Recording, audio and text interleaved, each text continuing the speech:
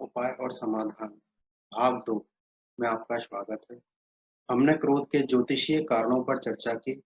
अब हम क्रोध के व्यवहारिक कारण, मानसिक कारण, मनोवैज्ञानिक कारण और उनके समाधान और उपायों पर चर्चा करने जा रहे हैं। जब स्वीकार की कमी हमारे अंदर होती है तो अस्वीकार जन्म लेता है और उस अस्वीकार से क्रोध जन्म लेता है। हम जो भी हैं, अस्वीकार का मतलब है हम जो भी हैं, जैसे भी हैं। हमने जैसे हालात और परिस्थितियों में जन्म लिया है, हमारा रूप, रंग, शरीर जो है, हमारी आर्थिक स्थिति कैसी है, यानी हमारा फाइनेंशियल स्टेटस कैसा है, हमारे रिश्ते कैसे, हमारा जीवन साथी कैसा है, हमारी संतान कैसी है, कैसी हमारे अनुसार चल रही है या नहीं चल रही है, हमारा जॉब या हमारा प्रोफेशन या बिजनेस कैसा है, हमारी इनकम कितनी है, हमारे रिश्ते कैसे हैं, हमारे मित्र कैसे हैं, उनसे हमारा रिश्ता कैसा है, मौसम, हमारा स्वभाव, हमारे जीवन की घटनाएँ, इन सबको कहीं न कहीं हम जब अस्वीकार या स्वीकार नहीं कर पाते हैं और तो एक अस्वीकार हमारे अंदर जन्म लेता है।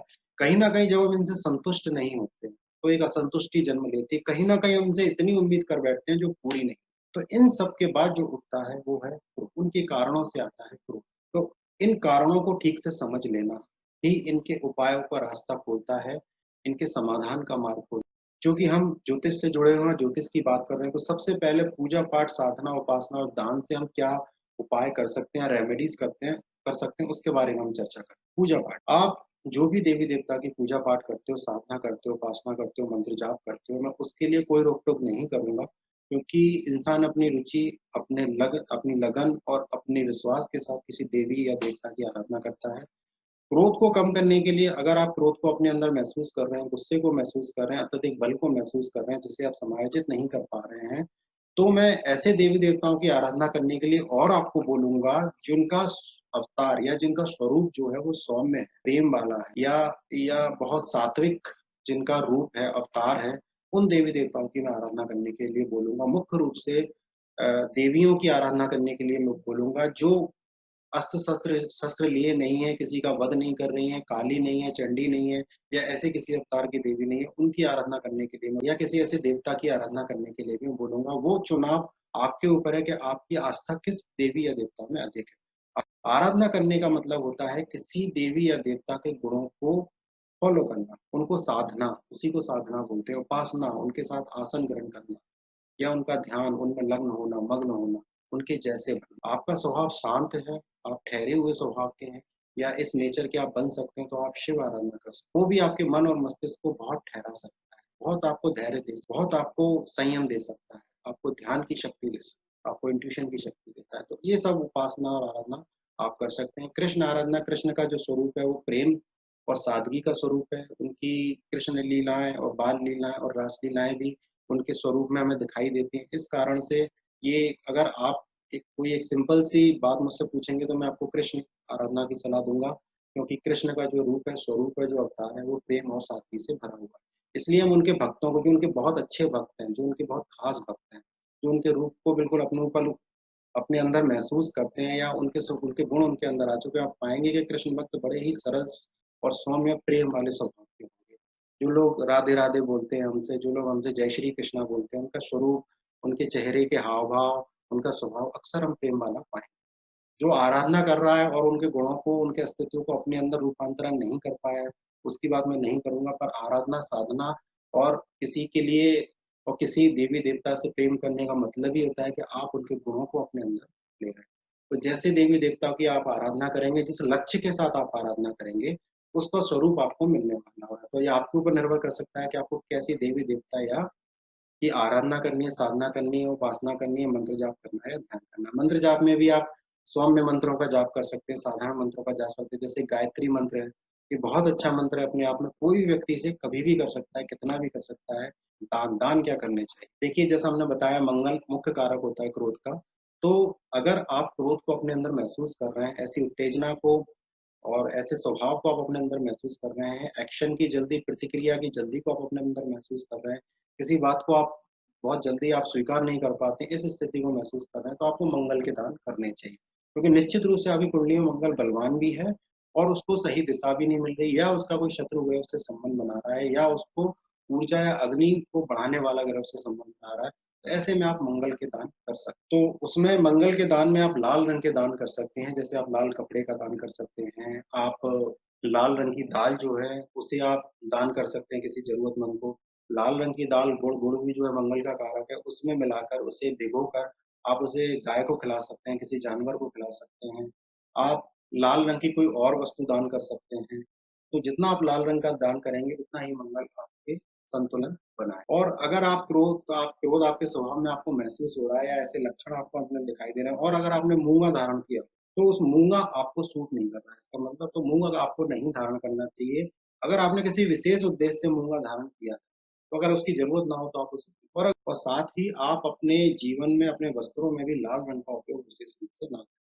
आपने देखा होगा जो सांड होता है जब हम उसे लाल कपड़ा दिखाते हैं तो वो क्रोध से भर जाता है, गुस्से से भर जाता है क्योंकि एक अग्नि दूसरी अग्नि से मिलती है। तो सांड भी अपनी बल और अपनी ताकत के लिए जाना जाता है और लाल कपड़ा क्या है उसके बल को क्या करता है बढ़ा देता है, उसको आक्रोशित कर देता है, क्रोधित कर देता है। तो ऐसे ही आपको भी लाल कपड़ों से बचना चाहिए, लाल गाड़ी से बचना चाहिए चलाने से और भी जो लाल वस्तुएँ या अपने घर में आप लाल चीज़ें उपयोग कर रहे हैं उनसे आपको बचना चाहिए। लाल चादर से बचना चाहिए, लाल रंग की दीवारों से बचना चाहिए, उनको कोई और कलर आपको यूज़ करना चाहिए, ऐसे ना अगर आपकी कुंडली में मंगल शनि का योग है, तो ब्लैक और रेड के कॉम्बिनेशन से भी आपको बचना चाहिए क्योंकि ये काला-लाल फिर मंगल शनि बन जाता है, जो एक-दूसरे से हमेशा लड़ और मंगल शनि हो तो ब्लैक रेड से ही नहीं, ब्लैक से भी थोड़ा-सा बचना चाहिए। मंगल राहु हो तो भी ब्लैक रेड के कॉम्बिनेशन से हमें बचना करनी चाहिए कि हम सौम्य ग्रहों के कारकों के रंगों को धारण करें, इनके रंगों को अपने जीवन में लाएँ और जैसे व्हाइट रंग है, जो हमेशा सात्विकता को प्रदान करता है। और हरा रंग है जो बुद्ध का प्रतीक है, शुक्र के रंगों के प्रतीक ऐसे रंगों को आप अपने जीवन में, अपने कपड़ों में, अपने वस्त्रों में, अपनी चादर में, अपनी दीवारों पर अगर प्रयोग करेंगे, डार्क कलर को जितना कम प्रयोग करेंगे अपने जीवन में, उतना हमारे लिए अच्छा है। फिर आप पूजा-पाठ, उपासना इस तरह से आप कर सकते हैं। अब मैं बात करूँगा मनोवैज्ञानिक और मानसिक या अपने आप को बदलने वाले पर। ये बहुत आवश्यक क्योंकि कभी-कभी पूजा-पाठ करते-करते हम आंतरिक रूप से उससे जुड़ नहीं पाते हैं। इस वजह से बदलाव कभी-कभी बहुत देर से होता है या हो नहीं पाता। क्योंकि अपने अंदर बदलाव के लिए अपने अंदर जाना बहुत ज़रूरी है, अपने दोषों को, अपनी गलतियों को जानना। तो इन उपायों को विशेष रूप से सुनें और अपने जीवन में लागू करें, तभी आप जल्दी एक अच्छा अचीवमेंट कर सकते हैं। सबसे पहले स्वीकार व संतुष्टि बढ़ाएँ। जैसा हमने ऊपर जाना था कि क्रोध का कारण ही अस्वीकार और असंतुष्टि है। तो जितना अपने जीवन में आप स्वीकार और संतुष्टि बढ़ाएँगे, उतना ही आप क्रोध को अपने जीवन में कम पाएँगे, असंतुष्टि को अपने जीवन में कम पाएँगे। स्वीकार का मतलब है जो रंग-रूप भगवान ने आपको दिया है, जो शरीर आपको भगवान ने दिया है, जो माता-पिता, जो भाई-बहन, जो रिश्ते आपको भगवान ने दिया है, जैसे घर में आपको जन्म दिया है, जिन हालात परिस्थितियों में आप बड़े हुए, जो एजुकेशन आपको दी, जो जॉब या प्रोफ़ेशन आपको दिया है, जो बिज़नेस आपको दिया है, जो इनकम आपको दी है, जैसे रिश्ते आपको दिए, जैसे मित्र आपको दिए या जो हालात और परिस्थितियों में आप जी रहे हैं, सबसे पहले आपको उसे स्वीकार कि जो भी आपको दिया है वो परमात्मा ने दिया है और कुछ सोच समझ के दिया। और अक्सर हम तुलना भी करते हैं, तो ऐसे लोगों से तुलना करते हैं जिनके पास हमसे ज़्यादा या बेहतर है। कभी उनसे तुलना नहीं करते जिनके पास हमारे से कम या हमसे बेहतर नहीं। तो संतुष्टि का दायरा अपना बढ़ाएँ। जो सैलरी आपको मिल रही है, जैसे रिश्ते आपको जैसा जीवन साथी भगवान ने आपको दिया है, जैसे संतान आपको दी, इतनी इनकम आपको हो रही है, जैसे सुख-सुविधाएँ आपके पास, सबसे पहले उनसे संतुष्ट होने की कोशिश। मेरे कहने का उद्देश्य ये नहीं है कि आप प्रयास ना करें आगे बढ़ने का। मेरा कहने का उद्देश्य है आप प्रयास 100% करें। जितना आप कर रहे हैं उतने ही करें या उससे भी ज़्यादा करें। पर परिणाम को भगवान पर छोड़ें। जो देगा अच्छा देगा और जो देगा मुझे स्वीकार होगा। इस भावना को अपने अंदर क्योंकि यही भावना हमारे अंदर नहीं आ पाती, हम वर्तमान में नहीं जी पाते, हम भविष्य में ही जीते रहते हैं, सपनों में ही जीते रहते हैं, अस्वीकार और असंतुष्टि में ही जीते रहते हैं। और यही हमारे जीवन में फिर हीनता को जन्म देती है, क्रोध को जन्म देती है, अहंकार को जन्म इस कारण से अपने जीवन में स्वीकार करें। जो भी आपको भगवान ने दिया है, उसे स्वीकार करें, उससे संतुष्ट होने की कोशिश करें। ये सबसे पहला काम ये करेगा कि एक तो आपको सैटिस्फैक्शन देगा, एक्सेप्टेंस देगा और दूसरा आपके अंदर एक बदलाव लाएगा। जिससे जिन चीज़ों के बारे में आप बात कर रहे हैं, वो भी आपके जीवन में सुधरने लगेंगी क्योंकि बदलाव की शुरुआत पहले हमारी ओर से दूसरा, दूसरों को दोष देने से बचें। अक्सर आपको गुस्सा आता है या कोई भी ऐसी स्थिति या परिस्थिति बनती है, तो सबसे पहले आप दूसरों को दोष देते हैं, अपने आप को दोष देते हैं। मैं ये नहीं कहता कि आपको हमेशा ही अपने आप को दोष देना है। कभी आप गलत होंगे, नहीं होंगे, पर इसका चुनाव आप हमेशा ही सामने वाले को गलत ठहरा करेंगे, ऐसा नहीं है। आपको सबसे पहले अपने अंदर दोष देखना है। आपने अक्सर कहते हुए सुना होगा कि किसी ने मुझे गुस्सा दिलाया, इसलिए मुझे गुस्सा आया।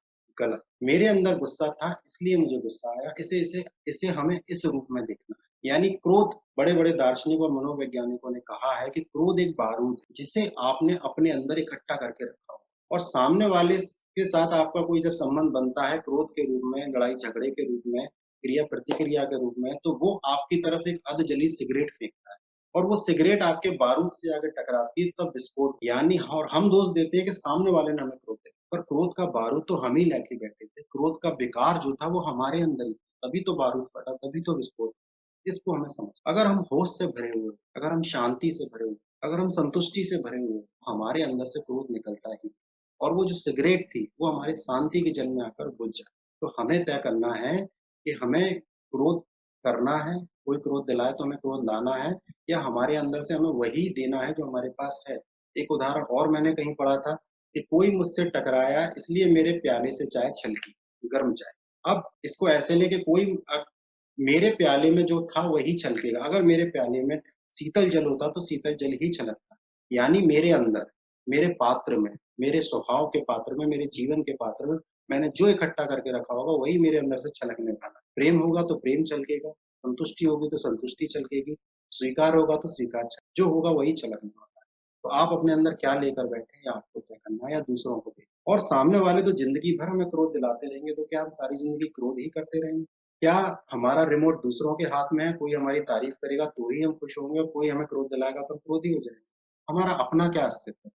हमने अपने लिए जीवन में क्या किया? हमने अपने स्वभाव में क्या बदलाव किए हैं या क्या स्थापित किया? ये भी हमें इसलिए दूसरों को दोष देने से प्रतिस्पर्धा का भाव ना रखें। आज के समय में इस पर काम करना बड़ा मुश्किल है क्योंकि हमारे एजुकेशन सिस्टम से लेकर हमारे प्रोफ़ेशन तक कला काट प्रतियोगिता या प्रतिस्पर्धा की बात हम सुनते हैं। मैं या मेरी उम्र से जो बड़े लोग हैं, उन्होंने एक अलग समय देखा जहाँ इतनी प्रतिस्पर्धा बचपन में नहीं थी या सिस्टम में नहीं थी। पर आज हम अपने बच्चों के जीवन में जो देख रहे हैं बहुत प्रतिस्पर्धा और हमारा सिस्टम कुछ इस तरह से बन गया है, हमारा समाज कुछ इस तरह से बन गया है, हमारा एजुकेशन सिस्टम, हमारा प्रोफ़ेशन सिस्टम या हमारा पारिवारिक दायरा या हमारे टीचर या हमारे इंस्टीट्यूट या हमारी ये सभी जो प्रथा है वो इस तरह से बदलती जा रही है कि उसमें कॉम्पिटिशन बहुत हद तक शामिल हो चुका है, टारगेट बहुत हद तक बन और कहीं न कहीं हम अपना जीवन ना जीकर किसी और का जीवन जी किसी और को देखकर जी किसी और से जीतने की चाह में। तो ये हमारे जीवन में एक बहुत बड़ी समस्या प्रतिस्पर्धा के रूप में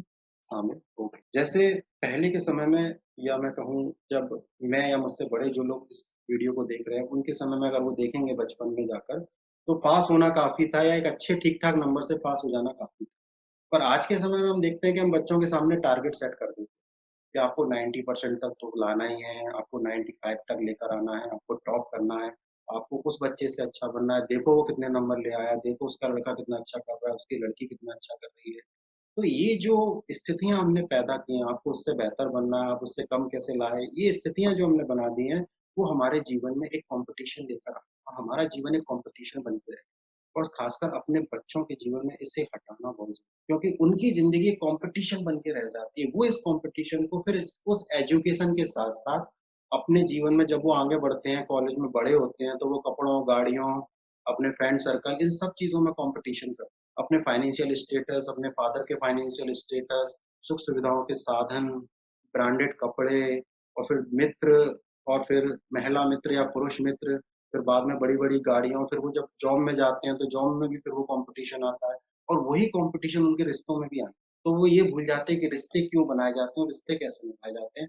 परिवार के लोग आपस में ही कॉम्पिटिशन करने लगते हैं। तो ये कॉम्पिटिशन जब आता है, तो जब वो इस कॉम्पिटिशन में पूरा नहीं कर पाते, आपने देखा होगा कि 10th 12th के आजकल रिज़ल्ट आते हैं और कितने बच्चे सुसाइड करते हैं। केवल फेल होने के कारण या केवल कम नंबर आने के क्योंकि हमने जो उन्हें कॉम्पिटिशन की भावना दी होती है या जो टारगेट हमने सेट किया है, या जो हमारे आस-पास का वातावरण जो बन चुका है, एजुकेशन को लेके, उसमें जब वो असफल होते हैं, तो वो अपने आप को हीन पाते हैं, दीन पाते हैं। वो अपने आप को हारा हुआ महसूस करते हैं। उनको लगता है कि सब कुछ खत्म हो गया, क्योंकि कहीं से उसे कोई रोशनी दिखाई नहीं देती, वो जो ये कहे कि बेटा कोई बात नहीं, ये सब चलता है।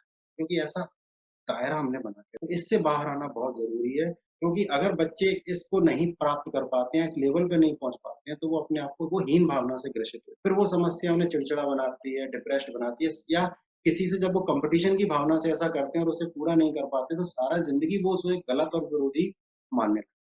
ये समस्या भी उन्हें क्रोध देती है।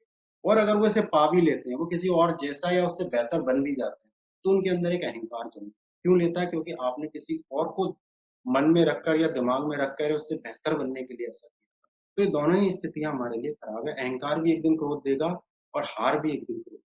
इसलिए हमें खुद को और अपने बच्चों को हमेशा ये समझाना है कि हमें किसी से बेहतर नहीं बनना, हमें किसी से बेस्ट नहीं बनना। हमें अपने आप में अनूठा बनना है, हमें हर बार अपने आप को हराना है, अपने आप से प्रतिस्पर्धा है हमारी और इस दुनिया में किसी से। हमेशा जीत की चाह से कोई काम करते हैं तो वो किसी न किसी की हार पर खड़ी होती है। अगर आप जीत भी जाते हो तो आपको किसी को हराना पड़ता है। यानी उस वक़्त की जो आपकी खुशी है वो किसी के दुःख पर खड़ी है। आपकी जो मुस्कुराहट है वो किसी के आँसू पर खड़ी है। और जब आप बेस्ट बनते हैं, टॉप करते हैं, तो कई बहुत बड़ी हार के बाद आप एक जीत हासिल करते हैं। यानी आपकी जीत बहुत सारी हार पर खड़ी है। तो ऐसी चीज़ें क्षणिक सुख तो दे सकती है, पर स्थायी सुख आपको कभी नहीं दे सकती। स्थायी सुख आपको आपके मन की संतुष्टि ही दे सकती है, जो जीत कर मिले ज़रूरी नहीं। जो आप अपने आप से अगर संतुष्ट हो तो भी मिल सकती है। मेरा कहने का उद्देश्य ये नहीं है कि आप अपने बच्चों को अच्छी पढ़ाई के लिए प्रेरित करना बंद कर दें, अच्छे नंबर लाने के लिए प्रेरित करना बंद करें, पर उनको समझाने का दायरा, उनको तैयार करने का दायरा आपका थोड़ा-सा बदलता है। कुछ लाइनें मैंने कहीं अभी कुछ दिन पहले पढ़ी हैं, उनको यहाँ शेयर कर रहा हूँ, बहुत अच्छी लाइन है कि जब किसी की धड़कन से आपका दिल नहीं धड़क सकता, किसी और की साँसों से आपकी साँसें चल नहीं सकती, तो क्यों आप किसी और की ज़िंदगी जिए? आपको अपनी ज़िंदगी और वैसे भी महान दार्शनिकों ने कहा है कि परमात्मा ने हर व्यक्ति को अनूठा और स्पेशल बनाया और हम अक्सर दूसरों जैसा बनने की होड़ में या दूसरों से बेहतर बनने की होड़ में अपने इस अनूठेपन को जी नहीं पाते। हर व्यक्ति पढ़कर ही सक्सेस हुआ है, ऐसा ज़रूरी नहीं है। इस दुनिया को बदलने वाले और बदलने वाली विचारधारा देने वाले बहुत से लोग बहुत कम पढ़े हैं। दूसरों के जैसे बनने की कोशिश ना करें। एक महान दार्शनिक ने कहा है कि इस दुनिया में कोई भी 2 लोग एक जैसे नहीं हैं। कुछ ट्विन्स इसके अपवाद ज़रूर हैं, कुछ हम-शक्ल इसके अपवाद ज़रूर हैं, पर उनमें भी कहीं न कहीं कोई न कोई विविधता ज़रूर मिल जाती है, कोई न कोई भिन्नता ज़रूर मिल जाती है। उन्होंने ये तक कहा है कि इस दुनिया में किसी भी पेड़ के 2 पत्तियाँ आप एक जैसी ढूँढ कर नहीं ला सकते। इस दुनिया में कोई भी कंकड़-पत्थर आप 2 एक जैसे नहीं ला सकते। इसका मतलब परमात्मा ने हर किसी को अलग और अनूठा दे बनाया है और उसे अपने कुछ गुण प्रदान किए हैं। पर हम दूसरों को जीते-जीते अपने उन गुणों को कभी निखार नहीं पाते, उनमें सुधार नहीं। तो इस ओर हमें थोड़ा-सा ध्यान दें। अगला पॉइंट है व्यायाम, क्रोध, वेग का निष्कासन। व्यायाम, जैसा हमने बात की कि मंगल ऊर्जा है, शक्ति है, बल है, तो इसका हमें प्रयोग करना है। तो हमें व्यायाम से हमेशा जुड़े रहना है। अगर हम व्यायाम करने में सक्षम हैं, यहाँ बहुत आपको जिम जाने की ज़रूरत नहीं है, बहुत ज़्यादा रनिंग-वनिंग करने की ज़रूरत नहीं है। साधारण व्यायाम, स्ट्रेचिंग भी अगर आप करते हो, तो कहीं न कहीं आपकी ऊर्जा इस्तेमाल होती है। इसलिए जो गाँव की पृष्ठभूमि से जुड़े लोग हैं, जो नीचे तबके के लोग हैं, वो शारीरिक श्रम इतना करते हैं, व्यायाम इतना करते हैं कि वहाँ क्रोध की समस्या इतनी ज़्यादा नहीं है, जितनी हम लोगों की सोसाइटी या समाज में है। क्रोध वेग का निष्कासन। महान मनोवैज्ञानिकों का कहना है कि जब आप क्रोध करते हैं और आप उस क्रोध को जब दबाते हैं, तो आपके अंदर क्रोध की ग्रंथियाँ बन जाती हैं। वो ग्रंथि अगर समाप्त ना हो, तो वो किसी और बीमारी को जन्म देती हैं या आपको थोड़ा-सा विक्षिप्त बना देती है। स्वभाव के दृष्टिकोण से आपके लिए वो ठीक नहीं या कोई और समस्या आपके शरीर में जन्म लेने का खतरा रहता है। जब ऐसी बहुत सारी ग्रंथियाँ बन जाती हैं, हम बहुत क्रोध को दबाने लगते हैं, तो ये समस्या अक्सर उत्पन्न होती है।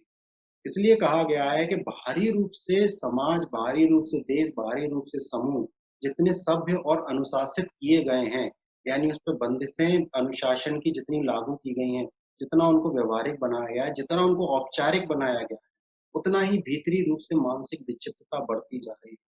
क्रोध बढ़ता जा रहा है, डिप्रेशन बढ़ता जा रहा है और आत्मघात बढ़ता जा रहा है। यानी सुसाइड बहुत क्योंकि कहीं न कहीं कुछ ग्रंथियों को, क्रोध को, कुछ चीज़ों को हम दबा रहे हैं, प्रतिपल दबा रहे हैं और दबी हुई चीज़ें कभी खत्म नहीं होती। वो इकट्ठी होके एक दिन सैलाब बन के निकलती है। या तो वो कोई बड़ी घटना करता है, दुर्घटना करता है, अपराध करता है या आत्मघात करता है वो व्यक्ति या वो मानसिक रूप से असंतुलित होता है, व्यावहारिक रूप से खराब हो जाता है, चिड़चिड़ा हो जाता है या डिप्रेस्ड। ऐसी बहुत सी समस्या लेती है जब आप दबाते हैं। तो उन्होंने कहा है कि क्रोध के वेग आयुर्वेद का कहना है कि किसी भी शरीर के किसी भी वेग को आपको दबाना नहीं। चाहे वो हँसी आए, चाहे वो आँसू आए, आपको रोना आए, आपको हँसी आए, आपको फ्रेश होने जाना है, आप उसे रोक रहे हैं, आपको टॉयलेट आ रही है, आप उसे रो रहे हैं, आपको नींद आ रही है, आप उसे रोक रहे हैं। किसी भी चीज़ को जब आप रोकते हैं, दबाते हैं, ऐसे ही आपको क्रोध जब आता है, जब आप उसे रोक लेते हैं, दबा लेते हैं, तो फिर वो कोई और समस्या बनता है, वो एक ग्रंथि का विकास कर देता है, जिनके इकट्ठा होने से बहुत ज़्यादा होने से ये समस्या होती है।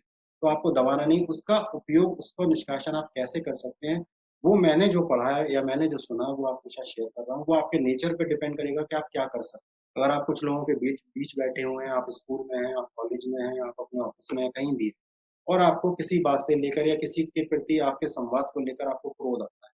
और आपको अंदर से ऐसा महसूस होता है कि वो क्रोध आप समायोजित नहीं कर पा रहे, यानी अभी आप स्वीकार नहीं कर पा रहे उसको और आपके अंदर कोई प्रतिक्रिया होने की इच्छा हो रही है, आपको कोई प्रतिक्रिया करना मतलब उस व्यक्ति के प्रति नहीं है, उस हालात या घटना के प्रति नहीं, पर आप कोई प्रतिक्रिया आपके शरीर के अंदर हो रही है।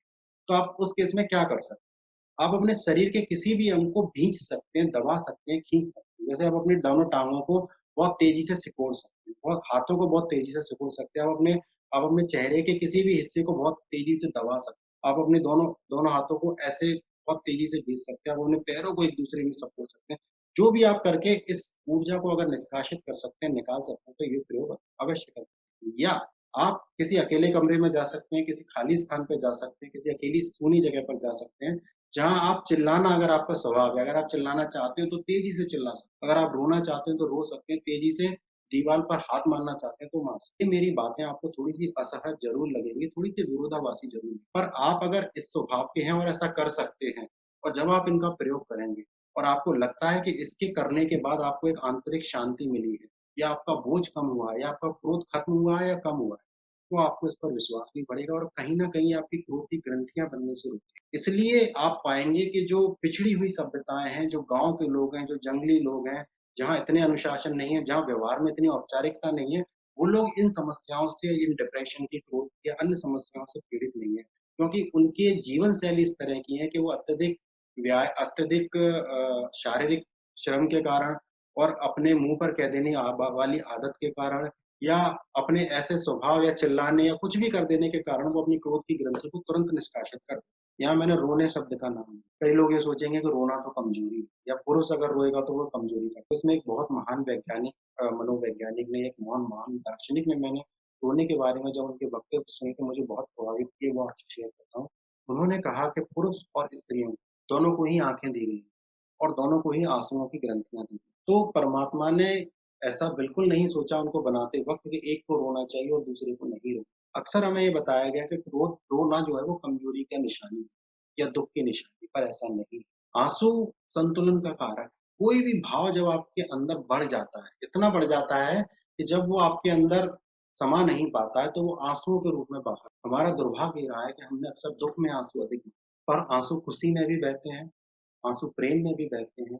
आँसू कोई बहुत बड़ी खुशी आपको मिले, कोई बहुत बड़ी संतुष्टि आपको मिले तब भी आ सकते हैं। आँसू आपके समर्पण भाव से भी आ सकते हैं। तो कोई भी भाव जब बहुत ज़्यादा अतिरिक्त हो जाता है, तब आँसू आते हैं। तो आँसू आपको संतुलित करते हैं, आपको ठहराव लाते हैं, आपकी मलिनता को धोते हैं। तो अगर आप पुरुष भी हैं, तो आप ये मत सोचिए कि आप अगर आँसू बहाते हैं, तो आप कमज़ोर मानिए, आप संतुलित हैं। अगर आपका स्वभाव ऐसा है कि आपको रोना आ रहा है, तो बिल्कुल अगले बिंदु पर आता हूँ, खान हमारे आयुर्वेद में कहा गया है, जैसा अन्न वैसा मन। तो जैसा आप अन्न रखेंगे, वैसा ही आपके मन का स्वभाव है। तो हम जानते हैं कि तामसिक प्रवृत्ति का भोजन कैसा होता है और सात्विक प्रवृत्ति का भोजन तो आप अगर अपने अंदर थोड़ी-सी तामसिकता महसूस करते हैं, क्रोध, गुस्सा, ऊर्जा, अग्नि महसूस करते हैं, तो आप अपने भोजन को जितना सात्विक रखेंगे, जितना सरल रखेंगे, जितना सुपाच्य रखेंगे, उतना ही आपके जीवन में सात्विकता बढ़ेगी, आपके स्वभाव में, आपके मन पर, आपके मस्तिष्क पर उस सात्विकता का प्रभाव आएगा, उस सरलता का प्रभाव। उदाहरण स्वरूप जैसे मांसाहार से हमें बचना चाहिए क्योंकि मांसाहार में हिंसा की ऊर्जा भी होती है और डर की ऊर्जा भी। जो काटने वाला होता है मांस को वो हिंसा की ऊर्जा से भरा होता है और जो जीव होता है जो कटता है वो डर की ऊर्जा से भरा है और मांसाहार अपने आप में पूर्ण रूप से तामसिक भोजन है। इससे हमें बचना चाहिए। बहुत ज़्यादा मिर्च मसाले से हमें बचना चाहिए क्योंकि ये मंगल के प्रतीक है, ये ऊर्जा और अग्नि तत्व के कारक हैं। अग्नि तत्व राशियों के कारक ये मसाले होते हैं, ये मिर्च होती है, तो इनसे हमें बचना चाहिए। प्याज़, लहसुन ये तामसिक प्रवृत्ति को बढ़ाते हैं, इनसे हमें बचना चाहिए। अदरक, काली मिर्च और भी कुछ तीव्रता वाले पदार्थ हैं, चूँकि ये स्वास्थ्य के लिए ज़रूरी है क्योंकि इनमें सूर्य का भी तत्व होता है, तो पूरी तरह से बचने के लिए नहीं कहूँगा, पर आपके स्वभाव में अगर अग्नि ज़्यादा है, तो आप इनका प्रयोग थोड़ा संतुलित रूप में या कम रूप में कर सकते हैं। इसके अलावा हमें अपने अंदर जल तत्व और सौम्य तत्व के ग्रहों को भोजन के रूप में स्थापित करना चाहिए। जैसे हमें लिक्विड फूड लेना चाहिए या शुक्र और चंद्र को हमारे बॉडी में स्थापित करना जैसे हम पानी ज़्यादा पिएँ तो चंद्र स्थापित होता है। लिक्विड आइटम हम जितने लेंगे, डेयरी आइटम प्रोडक्ट हम जितने लेंगे, दूध है, मठा है, दही है, घी है, इनको हम लेंगे तो ये हमारे अंदर चंद्र को स्थापित करेंगे या लिक्विडिटी को स्थापित करेंगे, शुक्र और चंद्र को स्थापित करेंगे हमारे अंदर। इनका प्रयोग आप बढ़ा सकते हैं। आप हरी सब्जियाँ खाकर बुद्ध को अपने अंदर स्थापित कर सकते हैं। जितनी आप हरी सब्जियाँ खाएँगे, उतना ही बुद्ध स्थापित और बुद्ध हमारे अंदर समझदारी देता है, संतुलन देता है। फलों को अपने आहार में शामिल कर सकते हैं क्योंकि फल जो होते हैं वो सात्विक भोजन में आते हैं। दूसरा फल और फल के जूस जो वो शुक्र के कारकों में आ जाते हैं, तो शुक्र स्थापित होता है। शुक्र आप जानते हैं एक सौम्य ग्रह है, बहुत सॉफ्ट ग्रह है, सुंदर ग्रह है, आकर्षक ग्रह है, तो यही स्वभाव आपके अंदर भी आने लगते हैं। दूसरा खाने में चावल का प्रयोग आप कर सकते हैं क्योंकि चावल को आप जानते हैं पानी में ही पनपता है, पानी में ही पकता है और पेट में जाने के बाद भी वो पानी हो जाता है। तो हमारी पेट की जटिलता को भी वो काफ़ी हद तक बचाता है। अगर चावल आपको नुकसान करता है, शुगर या और फैट जैसी समस्या अगर आपको है, तो आप डॉक्टर की सलाह से ब्राउन राइस या इस तरह से या बनाने की कोई विधि होती है चावल की जिस तरह से वो कम नुकसान पहुँचाता है, उस तरह से आप चावल का प्रयोग कर सकते हो। दूसरा वैरायटी फूड ना खाएँ, बहुत ज़्यादा अपने खाने में वैरायटी शामिल ना क्योंकि आयुर्वेद में ऐसा कहा गया है कि जितनी वैरायटी आप खाते हैं, आपके पेट को और आपके पाचन तंत्र को उसे पचाने में उतनी ही मेहनत करनी पड़ती है। तो आपका पाचन तंत्र और पेट जितनी मेहनत करता है, उसका ही प्रभाव आपके मन और मस्तिष्क पर भी आता है।